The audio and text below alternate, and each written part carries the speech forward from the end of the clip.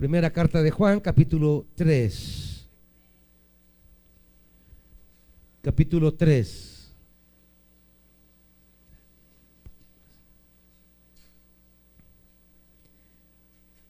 Levantadito.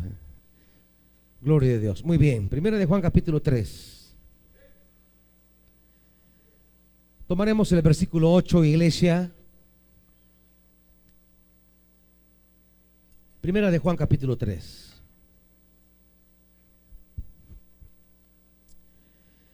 El que practica el pecado es del diablo, porque el diablo ha estado pecando desde el principio. El Hijo de Dios fue enviado precisamente para destruir las obras del diablo. Padre, queremos entender el misterio de tu accionar, entender el ministerio de Jesús, que esta noche pueda ser una experiencia no solo de recibir la palabra, sino de cómo esa palabra se hace eficaz en la vida de aquellos a quienes el enemigo esté generando un zarandeo en su vida. Espíritu Santo, esta noche es noche para que esta palabra se encarne en la vida de todos aquellos en quienes el enemigo está amedrentando, acosando, oprimiendo. Espíritu, háblanos y actúa en el nombre de Jesús. Amén. Aleluya. Hay, diríamos, dos aspectos fundamentales en el versículo 8 que debemos comprender. Para el primero hay que entender la obra del enemigo y luego entender la obra de nuestro amigo. La obra del enemigo es la obra del diablo. La obra de nuestro amigo es la obra de Jesús. Ya no os llamaré siervos, ahora os llamaré amigos. La obra del enemigo por un lado y lo que la obra del enemigo provoca. A veces una de las cosas que nos cuesta asimilar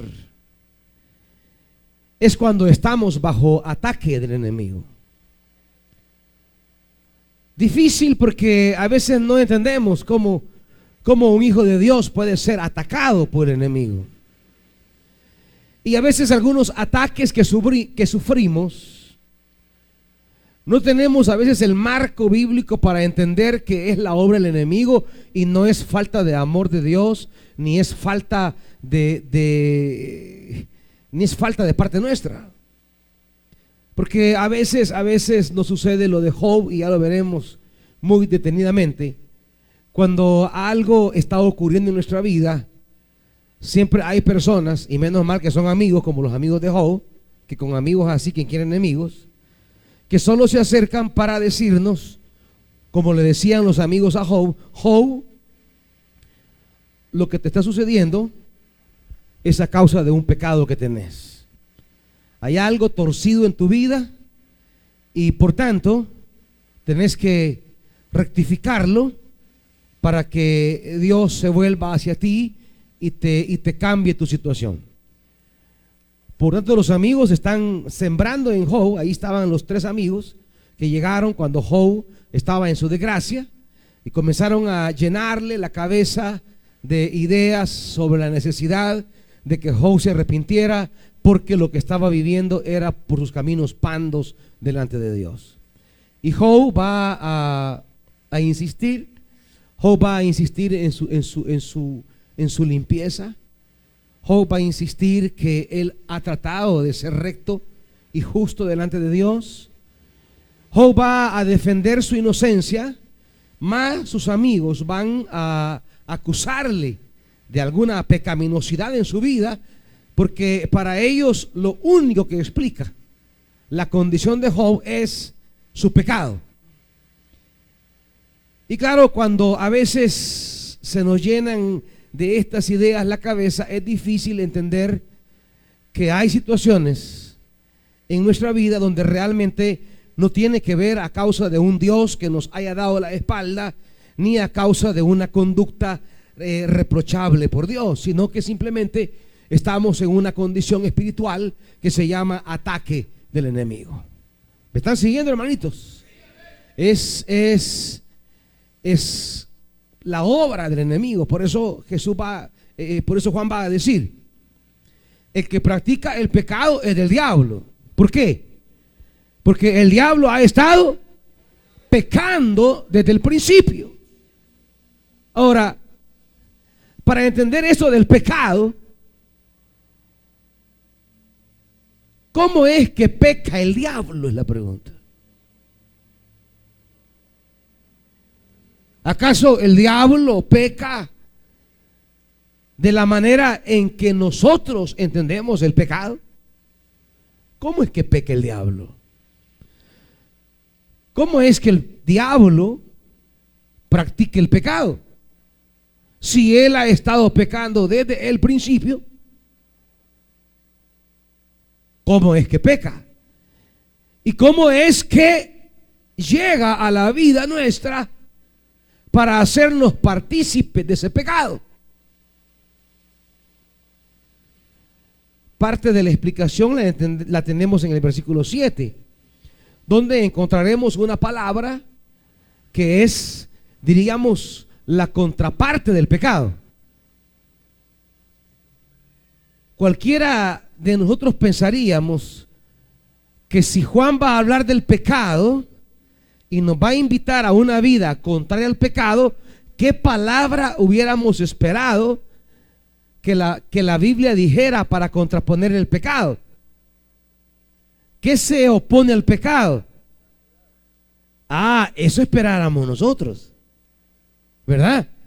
Esperáramos nosotros que si la Biblia va a poner dos conductas, esperáramos que una conducta fuera de pecado y otra fuera de santidad. Sin embargo, no está hablando de santidad.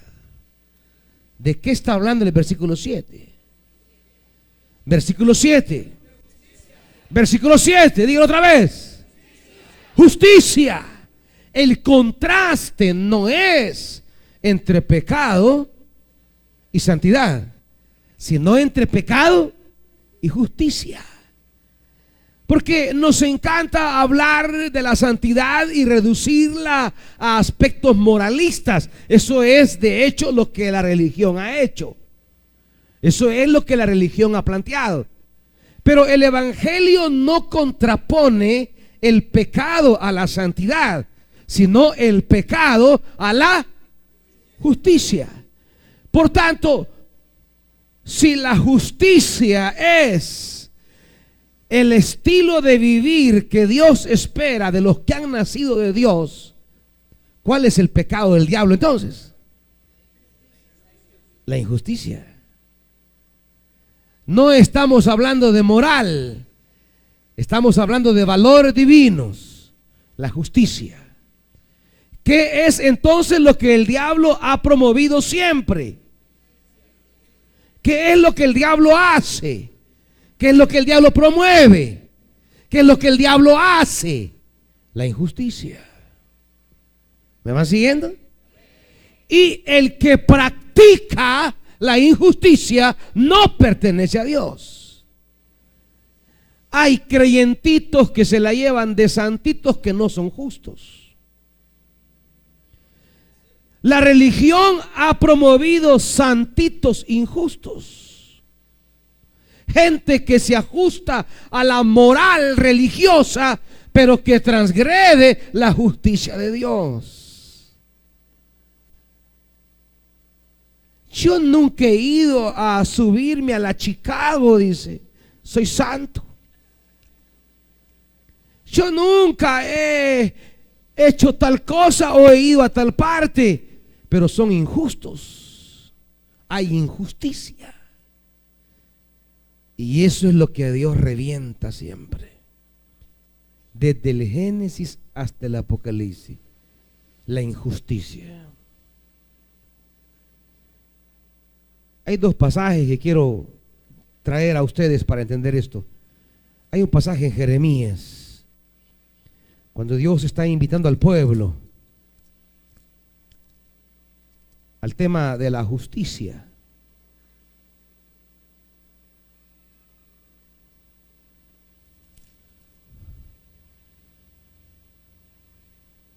En Jeremías Dios le dice al rey, quiero que lea esto.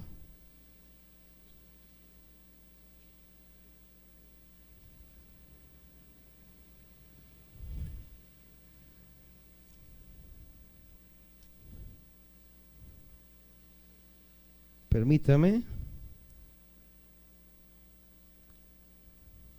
Dios le dice al rey, ¿acaso tu padre comió y bebió? Le dice, pero hizo justicia. Permítame. 15. 22, 15. Gracias, hermano Ulises, ¿verdad? ¿Para que sí? Ya sabía yo. Capítulo 22.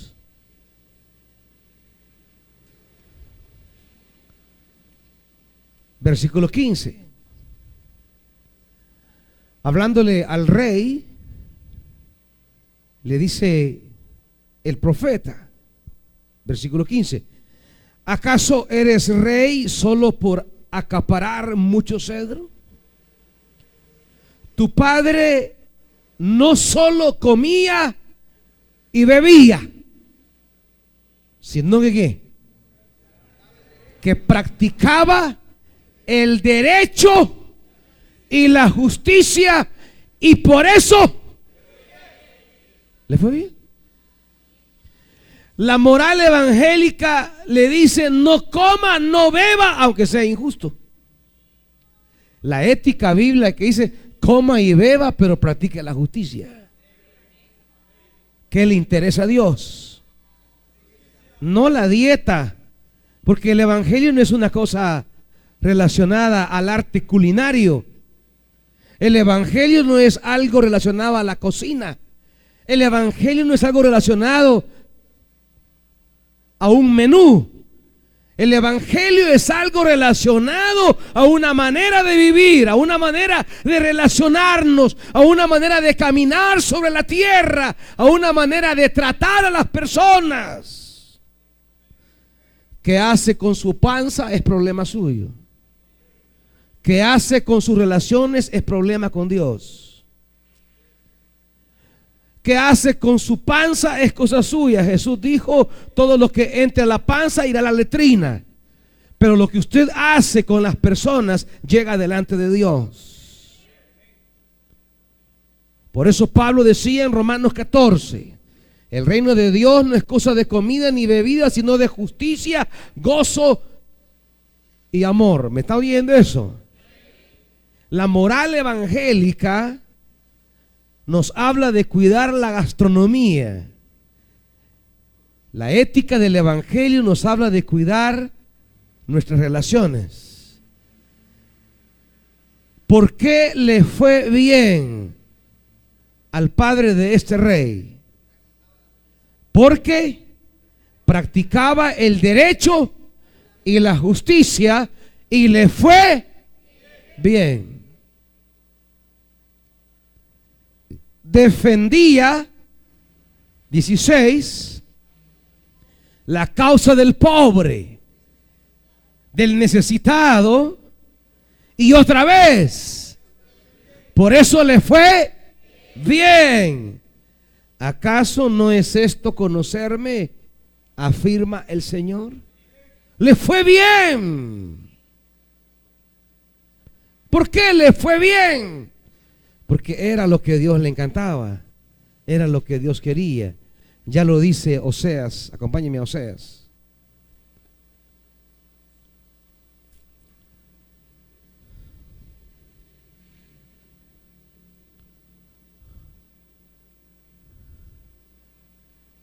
Capítulo 6.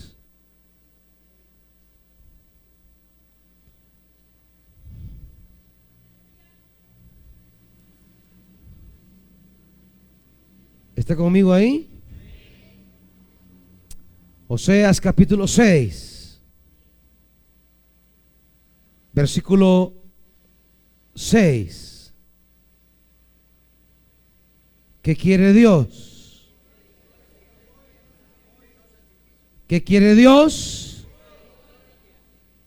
Lo que yo quiero es misericordia y no sacrificios, conocimiento de Dios y holocausto.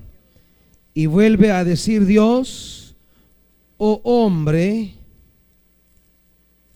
Él te ha enseñado lo que es justo y qué pide Dios de ti. Espérenme, que este pasaje también me lo han quitado.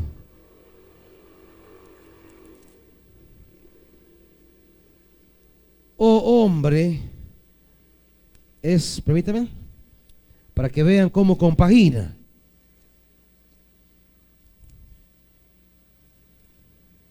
¿Qué pide Dios de ti? Es Miqueas. Miqueas capítulo 6.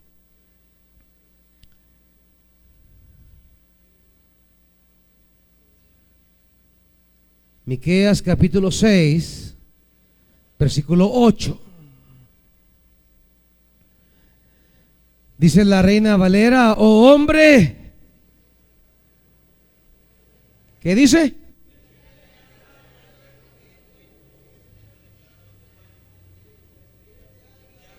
Él te ha declarado lo que es bueno. ¿Y qué espera Dios de ti?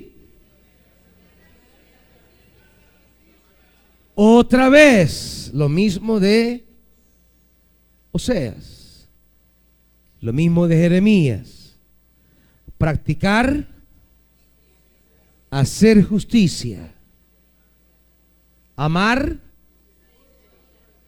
misericordia, humillar de Dios, la justicia.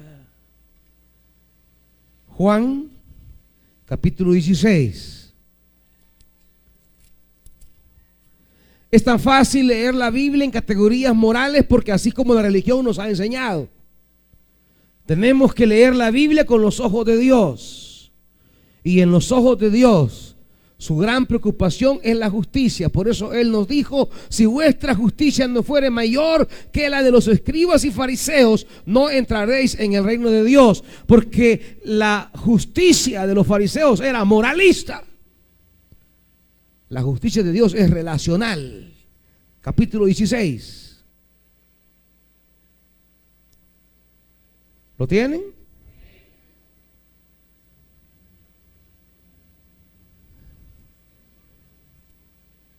Dice la palabra, hablando del ministerio del Espíritu Santo,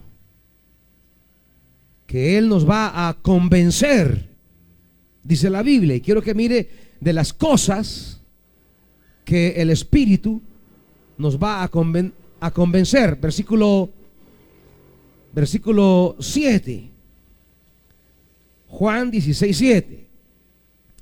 Pero les digo la verdad, les conviene que me vaya, porque si no lo hago, el Consolador no vendría a ustedes. En cambio, si me voy, se los enviaré a ustedes.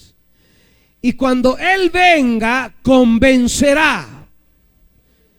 La iglesia solo puede predicar, mas el que convence es el Espíritu Santo. Ya miramos en la escuela de predicadores: usted vaya a sembrar la semilla, que ahí va a llegar el Espíritu Santo. Y cuando venga, convencerá al mundo de su error, o como dice, de su culpa, y convencerá al mundo en cuanto a tres cosas. ¿A qué? A pecado, a la justicia y al juicio. De tres cosas el Espíritu convencerá al mundo: pecado, justicia y juicio. Primero, 9. En cuanto al pecado, ¿por qué? Pecado es no creer en Jesús, pero no creer como cree el diablo, porque el diablo cree en Jesús, pero no cree para salvación, sino creer en Jesús como Juan entiende creer en el Evangelio. Y creer en el Evangelio es seguir y servir a Jesús. Creer es ponerse en un compromiso continuo de vida con Jesucristo. No es creer que Él existe, no, es poner la vida en función de Jesús. Creer no es creer, como dice Santiago, que Él existe. Si eso hasta los demonios lo hacen y tiemblan, dice. No hablo de creer de esa manera, hablo de creer en Jesús como la persona que entiende que en Jesús está el sentido de nuestra vida. Y al saber que en Él está el sentido de nuestra vida, que no está en el mundo, que no está en la riqueza, que no está en un grupo de amigos, que no está en el marido, que no está en la mujer, que no está en los hijos, que no está en la novia, que no está en el novio, que no en el trabajo, no en la empresa, no en los vecinos, sino en Jesucristo, entonces decide poner su vida al servicio de Jesucristo y su reino. Reino que dice la Biblia es su justicia. Buscar el reino de Dios y su justicia.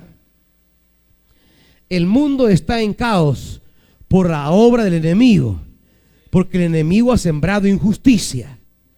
Y cuando ha sembrado injusticia en el mundo, hay una pugna entre aquellos que quieren seguir manteniendo un sistema de injusticia y aquellos que se quieren abrir camino a través de la violencia para sentirse algo de justicia. ¿Me van siguiendo? Es la injusticia del enemigo lo que ha producido el caos que vivimos. Es la obra del enemigo. El ladrón viene ¿para qué? Dijo Jesús. Matar, hurtar, destruir. Tres cosas: matar, hurtar, destruir. Es la obra del enemigo. Y no sé qué cosas está el enemigo matando esta noche en tu vida. No sé qué cosas está robando el enemigo. No sé qué cosas quiere destruir en tu vida el enemigo. Pero una cosa quiero que tengas claro: esta noche es una noche donde Jesucristo, el Hijo enviado del Padre, obrará en tu vida para deshacer la obra del enemigo. Ahí donde está destruyendo, matando, robando, Jesús esta noche va a destruir esa obra del enemigo. Volvamos a Juan 16. En cuanto al pecado, porque no creen en mí. En cuanto a la justicia, ¿qué? Porque voy al Padre y ustedes ya no podrán verme. ¿Qué tiene que ver eso con la justicia? Que Jesús vaya al Padre. Sencillo. ¿La muerte de Jesús fue una obra de justicia o de injusticia? ¿Ah? ¿Por qué?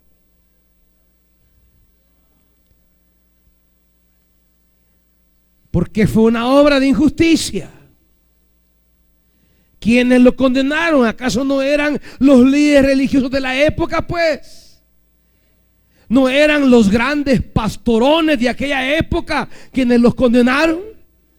Es como que se reuniera un concilio de pastores y condenaran a Jesús. ¿Y cómo los pastores van a decidir una cosa contraria a Dios? Eso pasó. Eso justamente pasó. Se reunió el liderazgo religioso de la época y dijo: ese hombre es un blasfemo. Ese hombre es un poseso del demonio. Ese hombre es hijo de pecado. Ese hombre no es el Mesías. Ese hombre es un maldito por Dios. Y por eso lo colgaron en el madero, porque maldito es todo aquel que es colgado del madero. La religión de su época lo condenó y dijo: ese es maldito por Dios. un acto de injusticia. No todo lo que la religión dice es cierto. No le crean a la religión. La religión camina a veces muy distante de Dios. El Espíritu Santo, la palabra, escúchenlo, léanla, léanla. Tenemos una crisis en el mundo evangélico hoy día. Desconocen la Escritura. Algunos vienen al culto y ni traen la Biblia. Por eso son víctimas de cualquier mentira y de cualquier engaño. No conocen la palabra. La palabra endereza, ilumina, corrige, enseña, madura y hace dar frutos. El que conoce la palabra no es engañado. Hay montones de evangélicos engañados por corrientes de mentira porque no conocen la palabra. Basta que alguien importante en la televisión diga algo y la creen, aunque la Biblia la contrarie. No conocen la palabra. Y no solamente los miembros de las iglesias que asisten, sino también los pastores mismos desconocen la palabra. Hay que conocer la palabra. Hay que aprender de la palabra. La muerte de Jesús fue una injusticia. Por tanto, la resurrección de Jesús, que es volver al Padre, será un acto de justicia. Dios le hará justicia a su Hijo. Hacer justicia en la Biblia no es castigar al culpable. Nosotros confundimos el tema de la justicia. Y cuando alguien ha cometido un grave error o ha dañado a alguien, decimos queremos justicia. Pero cuando hablamos de querer justicia, estamos hablando, queremos que se castigue al culpable. En la Biblia eso no es justicia. Justicia es cuando Dios hace valer los derechos del que ha sido víctima. Justicia es levantar al que está oprimido. Justicia es levantar al que ha sido dañado. Justicia es restaurar al que ha sido golpeado. Justicia es restablecer la dignidad de la víctima. Eso es justicia. Castigar al culpable se va a llamar juicio. Hacer juicio al culpable, al que ha dañado, al que ha hecho un mal. Eso es juicio. Pero justicia es lo que Dios hizo con su Hijo.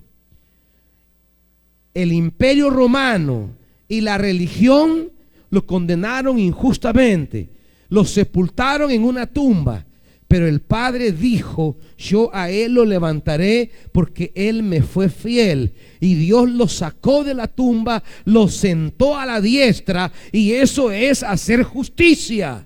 Hacer justicia es lo que Dios quiere en toda la Biblia.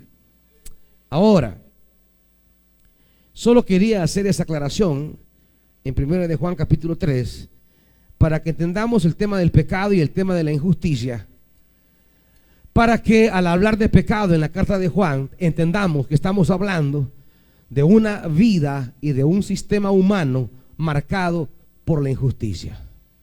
Y que ese sistema de injusticia trae muerte, trae desesperación. Es lo que el enemigo siempre hace: poner un sistema de muerte, poner un sistema de dañar, un sistema de ofender, un sistema de robar, matar y destruir. El Hijo de Dios no puede ser parte de ese sistema. El Hijo de Dios no puede ser parte de un sistema de muerte. No puede ser parte de un sistema de robo. No puede ser parte de un sistema de destruir. Hay por ahí hermanitos, no hablo de esta iglesia, de un montón de iglesias que se la llevan de santos, que se la pican de que son puros, pero no dudarían en dar su voto para matar a alguien que creen que no anda en la verdad. Como los fariseos de la época de Jesús. Miren hasta dónde llega el fariseísmo. Solo quiero que vayamos a Juan rápidamente. Fíjese hasta dónde llega el fariseísmo que embarga a muchas iglesias evangélicas hoy día. Cuando Jesús, capítulo 19,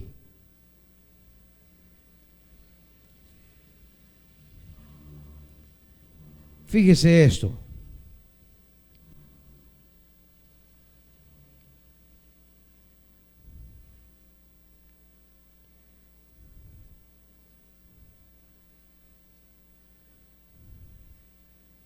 Capítulo 18, perdón. Juan capítulo 18.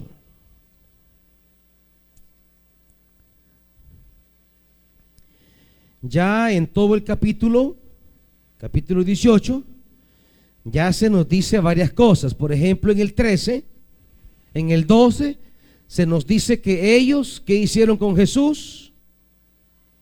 18, 12, lo arrestaron. ¿Qué más? Lo ataron. 13, y lo llevaron primeramente a Anás. ¿Estamos allí? Versículo 24. Entonces Anás lo envió todavía atado a Caifás. 28.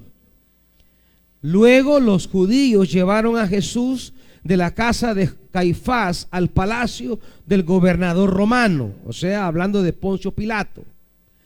Y como ya amanecía, los judíos no entraron en el palacio, pues ¿qué? Pues no, pues de hacerlo se contaminarían ritualmente y no podían comer. Fíjese qué ironía y qué contradicción y qué vergüenza de la religión. No tienen ninguna restricción para atar, golpear, matar y pedir la muerte del Hijo de Dios, que es una ofensa directa a Dios. Pero se están preocupando de no entrar a la casa de Pilato para no contaminarse ritualmente, porque ya van a comer la Pascua. Esa es la religión hoy día. Se anda cuidando de que, ay, yo no como esto, yo no voy a tal parte, yo no entro aquí. Uy, pero están deseando la muerte del hermano. Están odiando al hermano. Están queriendo que le vaya mal al hermano. Están queriendo entregar al hermano, vender al hermano, traicionar al hermano, cambiarlo por un beneficio. Eso es la obra del diablo. Las masas evangélicas que entran a los templos se cuidan ritualmente de no contaminarse con cosas, lugares, personas, comidas o bebidas, pero con gusto matarían a alguien. Y están llenas las iglesias de gente que desean que le vaya mal a fulano. Ojalá le pase una tragedia. Ojalá pierda esto. Ojalá le quiten lo otro. Ojalá. Esa es la obra del enemigo. Ese es el pecado del que habla Juan. El pecado de no hacer justicia.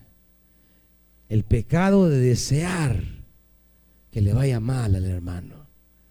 ¿Cuántas veces hemos deseado que le vaya mal al hermano, que no salga bien en ese examen, que no le aprueben ese crédito, que nadie le ayude en su problema, ojalá se enferme?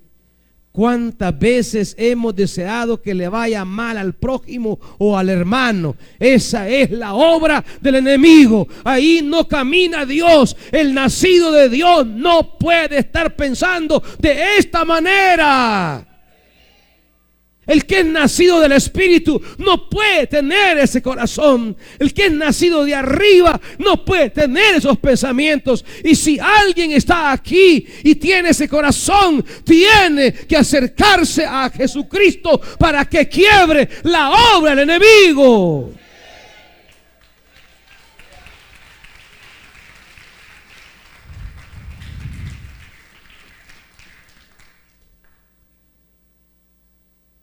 Vamos a la segunda parte, porque es donde quiero concentrarme en esta hora.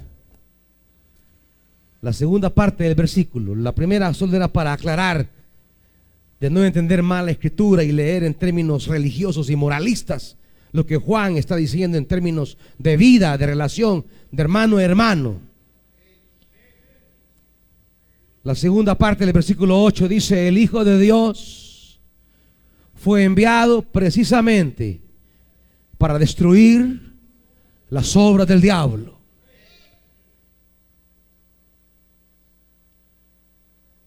Para entender un poco esto,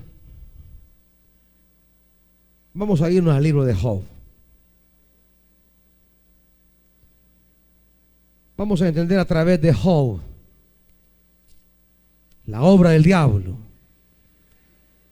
la obra que Dios quiere quebrantar esta noche.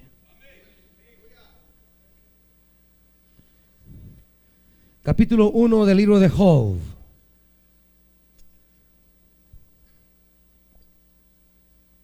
Del versículo 1 al versículo 5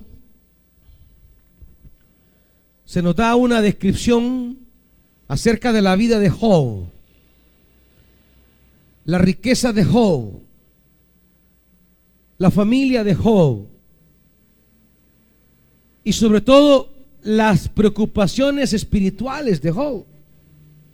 Dice el versículo 5: una vez terminado el ciclo de los banquetes, Job se aseguraba de que sus hijos se purificaran.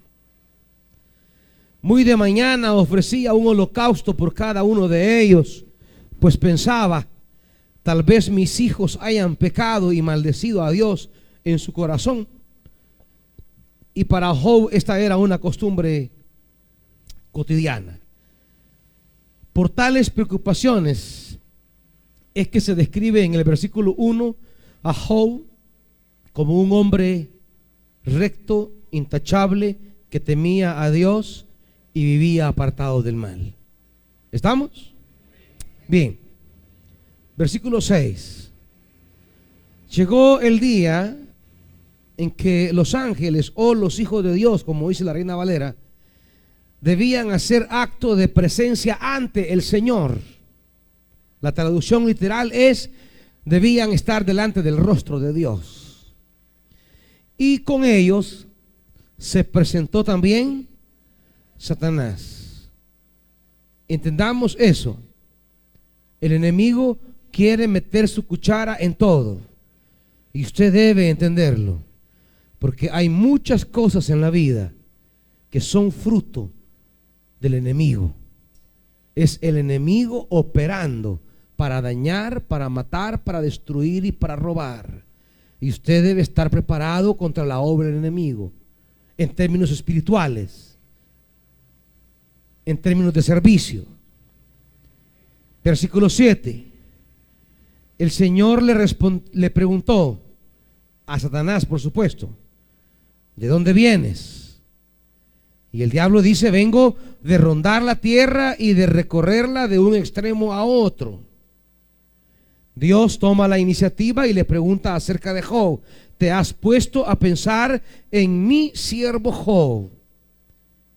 No hay en la tierra nadie como él. Es un hombre recto e intachable que me honra y vive apartado del mal. Satanás le dijo a Dios: ¿acaso Job te honra sin recibir nada a cambio? Ojo con la religiosidad. Satanás plantea el tema de la religiosidad. La religiosidad dice: yo busco a Dios a cambio de algo. La religión propone una transacción de bienes con Dios. Dios, yo te busco, pero si me das esto.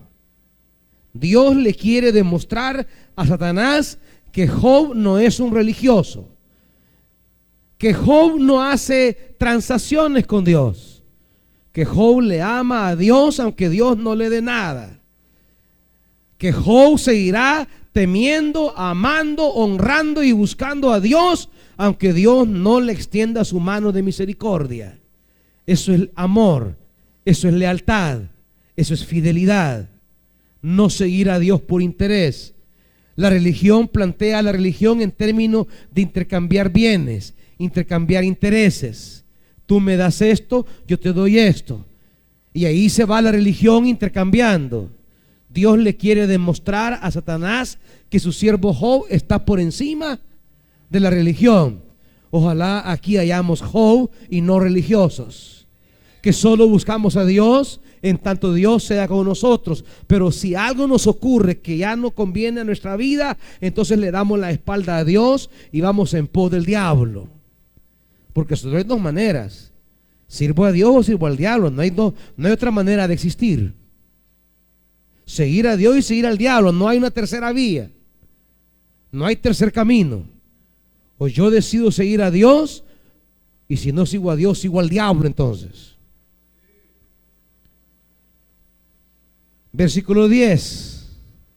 El diablo le dice: ¿acaso no están bajo tu protección él, su familia y sus posesiones? De tal modo has bendecido la obra de sus manos, que sus rebaños y ganados llenan la tierra. Y mira el diablo lo que le dice a Dios, tentando a Dios: extiende la mano y quítale lo que posee. Dios no va a hacer eso, porque Dios no causa destrucción. Dios no es el hacedor de dolor.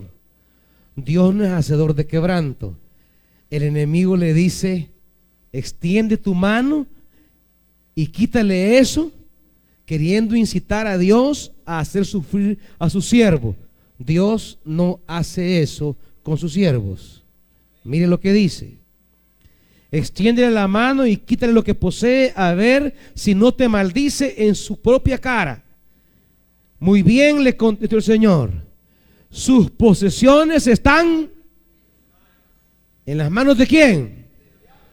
El diablo es el que destruirá, no es la mano del Señor. La mano del Señor viene sobre ti para traer su bondad y misericordia. Dios no es hacedor del mal, de la destrucción ni del dolor. Dios no es la fuente de la maldad. ¿Me estás oyendo? No culpes a Dios por eso. Es una teología equivocada culpar a Dios de las cosas malas que llegan a nuestra vida. Dios no cae en la tentación de decir: extiende tu mano y destruye. Dios le dice: no, está en tus manos. Por tanto, lo que viene a la vida de Job no es la voluntad de Dios. ¿Me están siguiendo en esto? Y así ocurrió. Satanás se retiró de la presencia del rostro de Dios. Y ustedes conocen la historia. Allí comienza Job a perderlo todo. Perdió su ganado, sus siervos, sus casas, y finalmente perdió lo más amado para él, sus hijos. Pero dice el 22, a pesar de todo eso, Job no pecó, ni le echó. Este es el punto. No le echó. ¿Por qué mucha gente, cuando atraviesa la hora difícil, deja a Dios? ¿Sabe por qué? Porque le echa la culpa en su inconsciente, en su interioridad. Le da cólera contra Dios. ¿Por qué Dios? ¿Por qué Dios? ¿Por qué Dios? Y se llena el corazón de ira contra Dios.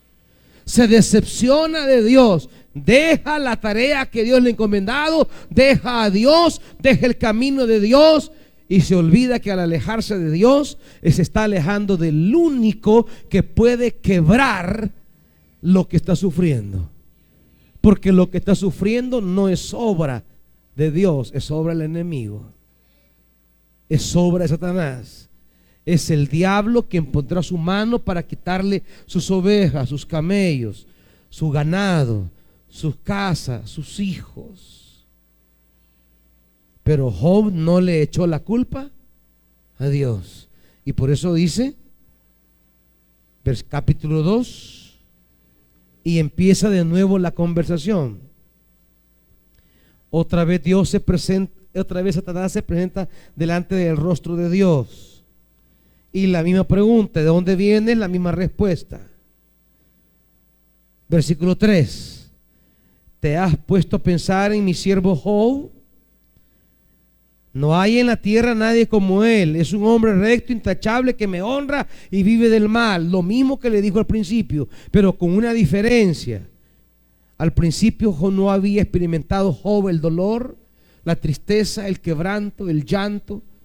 No había experimentado el desgajarse del dolor por la pérdida de sus hijos. No había experimentado la pérdida de sus riquezas.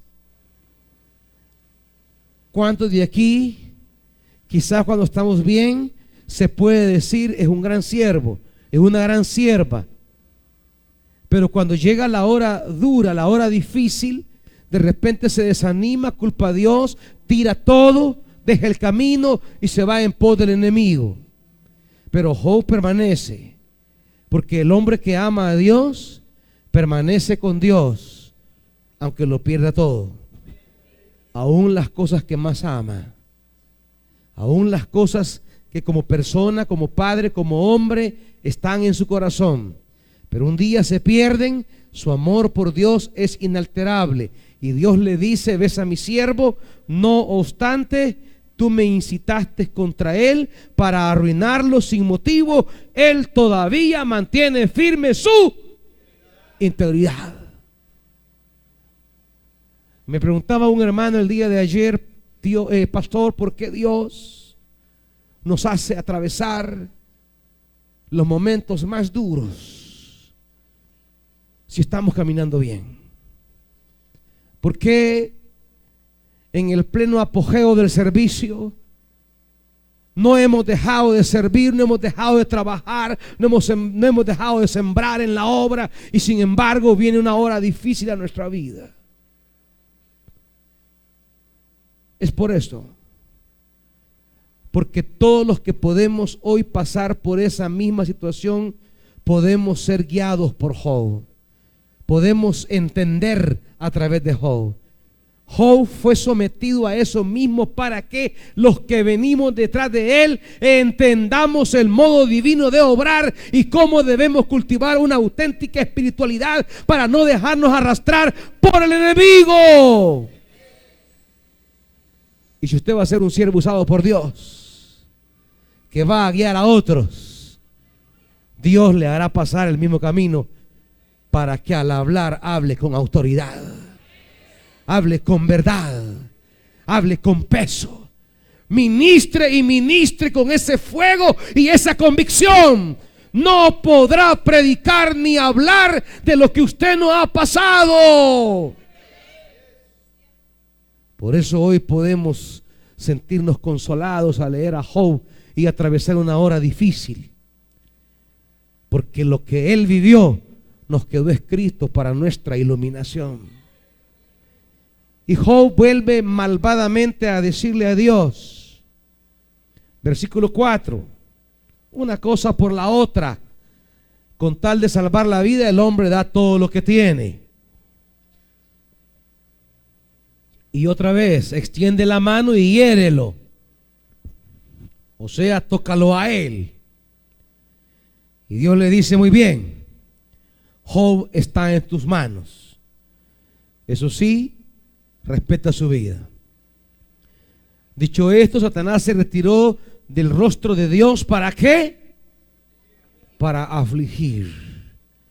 Todo lo que hizo con Job al principio fue matar, hurtar y destruir. Hoy viene ¿para qué? Para afligirlo con dolores, con dolorosas llagas, desde la planta del pie hasta la coronilla. El primer ataque: matar, hurtar y destruir. Hoy lo toca directamente y lo somete a un momento vergonzoso. Llagas desde la cabeza hasta los pies. Job, sentado en medio de las cenizas, tomó un pedazo de teja, para rascarse constantemente. Su esposa, que debería ser su ayuda idónea, le reprochó. ¿Qué le dice? Cuando las cosas no caminan bien en nuestra vida, hasta los más cercanos se nos van a alejar. No se asuste por eso. Cuando Job era rico, poderoso, grande, tenía todo, lo respetaba a su mujer. Por eso tiene que aprender a entender que encima de todos está el Señor. Porque en la vida hay momentos de que entramos a los valles. A veces las personas que están lejos o cerca nos van a valorar en la medida que nosotros podemos ser algo para ellos. Y pueden llegar momentos en nuestra vida donde no seremos valiosos para nadie. Quizás perderemos capacidades, quizás perderemos posesiones, pero Dios jamás nos va a desamparar. Es el tema de Job. Los amigos le van a insistir, estás así porque Dios te ha dejado. Y Job insistirá que no, que Dios no lo ha dejado, que no le ha ofendido, que no puede explicar por qué, no sabe por qué está así, pero sabe que Él tiene un Redentor y que no se ha olvidado de Él. Tremenda la fe de Job. Tremenda la fe de Job. Porque a veces nosotros, cuando pasamos lo que Job está pasando, no necesitamos que nadie me llegue a decir que Dios me ha olvidado. Yo solito lo pienso. A mí solo se me mete en la mente las tonteras. Rápido trabaja mi mente el enemigo y comienza a hablar. ¿Y tu Dios? ¿Y el que sirves? Y el que te dijo no te dejaré, ¿dónde está? Y comienza el enemigo a susurrar palabras como a Eva en el Edén. Y comienza el enemigo a meter cosas, a influenciar. Y también va a mandar a sus mensajeros, como mandó a los amigos de Job. Menos mal que eran amigos.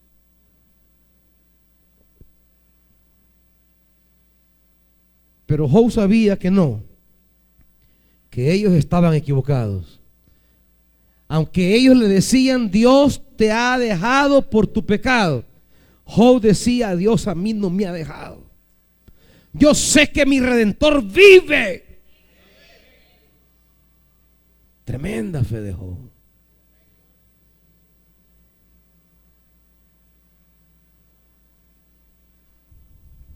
Esta es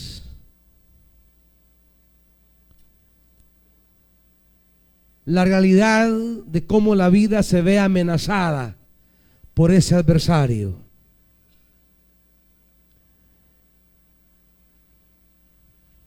Por eso dice Pedro, acompáñeme, su primera carta.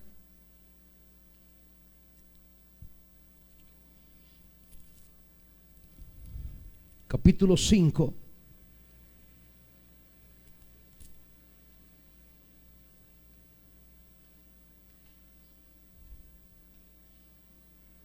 ¿Qué se dice del enemigo en el versículo 8 del capítulo 5?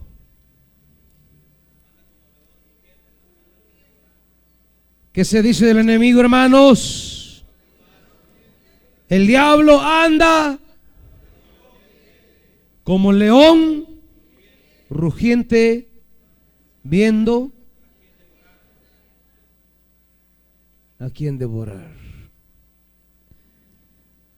Desde que tú te levantas, el enemigo ya comenzó a preparar cómo te va a quebrar.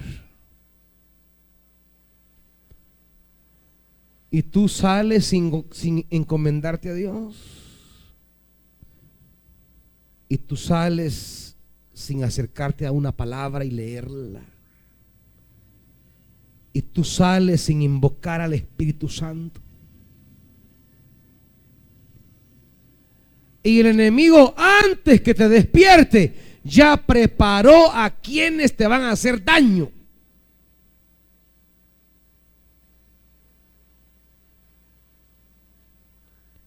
Ha preparado lazos. Ha preparado ataques.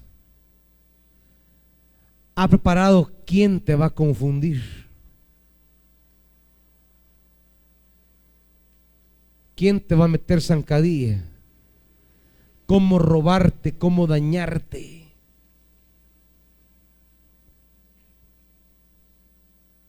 Tenemos que anticiparnos nosotros a esas cosas. Por eso Pedro dice, antes de hablar del enemigo y lo que el enemigo hace, él dice, practiquen el dominio, versículo 6, humíllense. 7, depositen toda ansiedad en Él porque Él cuida de ustedes. Practiquen el dominio y manténganse alerta. 9, resístanlo manteniéndose firmes en la fe. Santiago capítulo 5.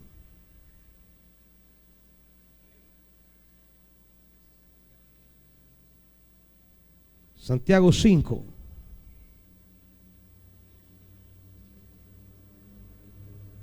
Versículo 11. En verdad consideramos dichosos a los que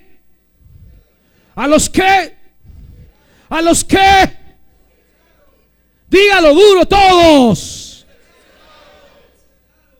¿Qué tiene que hacer, hermanito? ¿Y qué es perseverar? No salir corriendo como cobardes.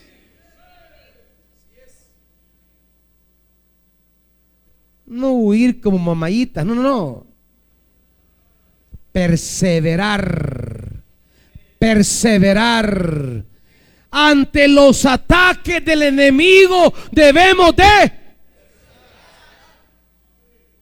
¿Por qué corremos entonces? ¿Por qué huimos? ¿Por qué nos quebramos? ¿Por qué decimos, yo ya no? Y no que es hombrecito, pues. Y no que es mujercita, pues.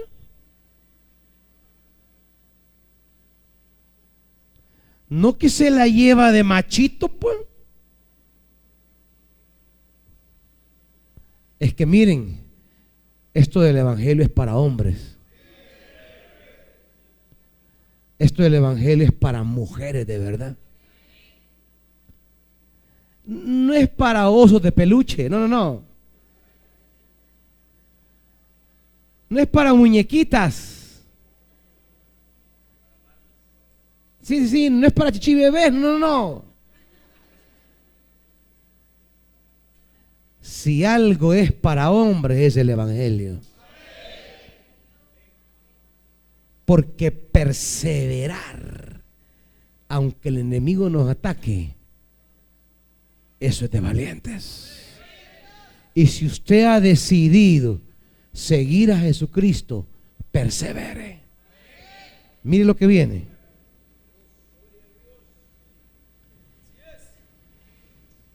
Consideramos dichosos a los que perseveraron.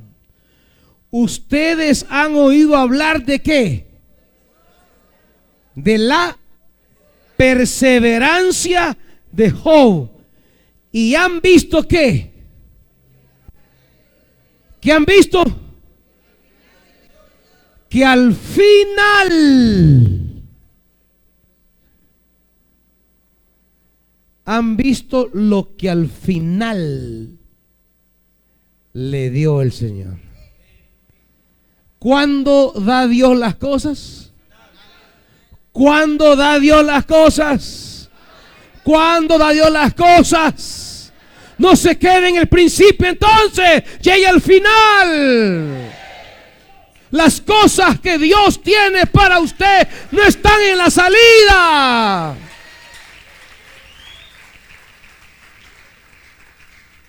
La tierra prometida no estaba en la frontera de Egipto. No salieron de Egipto y ya estaba ahí lo que Dios tenía que darles. No, lo que Dios les iba a dar estaba al final. ¿Por qué se queda en el arrancón, hermanito? ¿Ah? ¿Por qué se queda en el arrancón? ¿Por qué se queda en la salida? Si quiere recibir lo que Dios tiene para usted, llegue al final. Persevere, manténgase y ya verá todo lo que Dios le da. Por eso dice 4:7 de Santiago: sométanse a Dios, resistan al diablo y ¿qué? Él huirá de ustedes. Volvamos a la primera carta de Juan.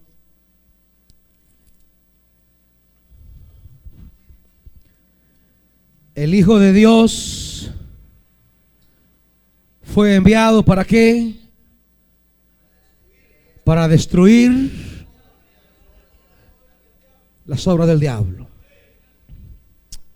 No importa lo que el enemigo tiene planeado contra ti.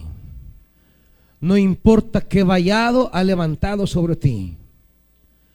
No importa los muros que ha construido para aislarte. No importa si ha tocado tu cuerpo. No importa si aflige tu alma como afligió a Job. No importa si quiere oprimirte. De repente el enemigo te oprime con pensamientos, con sensaciones. Te oprime con percepciones. En una hora de fragilidad o de debilidad, no puedes dormir porque oyes cosas, miras cosas, sientes cosas. Estás sensible a algo. Tienes temor a situaciones. Se apodera de ti el miedo. Sales a la calle y sientes que algo te va a ocurrir. Todo tipo de temor. La Biblia dice, Él apareció para deshacer eso. Temores que abrigas en tu alma, esta noche el Señor lo va a deshacer. Para eso apareció Él. Tú mantente perseverando. Tú solo persevera. Dios se encargará de la obra del enemigo. ¿Cuántos adversarios están pensando en bloquearte, en dañarte, en estorbarte, en botarte? No tienes que temer. La horca que fue preparada para Naamán, para Mardoqueo, allí Amán fue colgado. Él preparó todo para ahorcar a Mardoqueo, pero él mismo murió en esa horca. Las trampas que se levantan contra ti, los que las prepararon, ellos mismos caerán. ¿Por qué? Porque Él apareció para deshacer las obras del enemigo.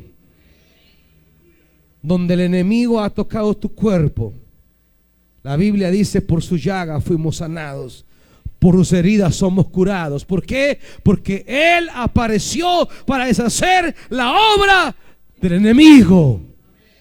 Ahí donde se han levantado situaciones económicas graves, estresantes, asfixiantes, Él apareció para deshacer la obra del enemigo. Ahí donde tu alma está angustiada, desesperada, óyeme, Él tiene poder para deshacer toda obra del enemigo. Tú solo persevera. Tú solo persevera. Tú solo persevera. Solo persevera. De todo lo que hoy te oprime, tu Señor te librará. El salmista dice, este pobre clamó al Señor y lo libró de todas sus aflicciones. De todas. Solo persevera. Solo mantente. Sigue al Señor. No dejes el camino. No dejes tu llamado. porque Él tiene poder para deshacer toda la obra del enemigo. ¿Por qué no venimos esta noche a invocar el nombre de aquel que tiene poder para deshacer la obra del enemigo? Si tú estás atravesando una situación donde el enemigo te está asfixiando, golpeando, ahogando, ven a invocar su nombre, porque esta noche Él va a deshacer toda obra del enemigo. Aleluya, adelante, iglesia. Esta noche es noche de rompimientos. Esta noche es noche de quebradura. Se van a quebrar cosas esta noche. Se van a romper en el nombre de Jesús. Esta noche no te irás con esa opresión. No te irás con esa angustia. Porque el Hijo de Dios, en el cual caminamos y perseveramos, Él se manifestó para deshacer la obra del enemigo. Para eso Él se manifestó, para eso Él apareció. Y una vez más, Él se manifestará. Una vez más, Él aparecerá para quebrar la obra del enemigo. Dile a tu Señor: aquí estoy. Tu palabra ha dicho que tú puedes deshacer la obra del enemigo.